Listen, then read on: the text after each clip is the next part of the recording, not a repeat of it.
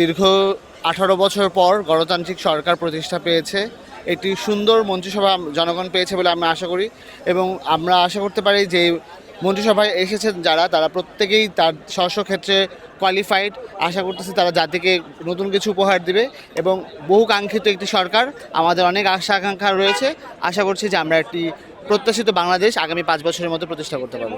সবার প্রথম যেটা প্রয়োজন, যেহেতু বাংলাদেশের অর্থনৈতিক অবস্থা খুবই দুর্বল, বাংলাদেশের অর্থনৈতিক অবস্থাকে সচল করতে হবে, বিনিয়োগ বাড়াতে হবে, তরুণদের কর্মসংস্থান সৃষ্টি করতে হবে এবং বাংলাদেশের বেকারত্বের যে সমস্যা, দুর্নীতি, এই সকল বিষয়গুলো যদি সমাধান করা যায় এবং বাংলাদেশের এখন আসলে আমি মনে করি যে অবকাঠামো গত উন্নয়নের চেয়ে সবচেয়ে বেশি গুরুত্বপূর্ণ বিষয় হলো গিয়ে যে মানব সম্পদের উন্নয়ন করতে হবে, মানব শক্তিতে পুনর্নির্মিত করতে হবে এবং আমাদেরকে বিশ্ব দরবারে শক্তিশালী একটি অর্থনৈতিক শক্তি নিয়ে আমাদেরকে দাঁড়ায় উঠতে হবে।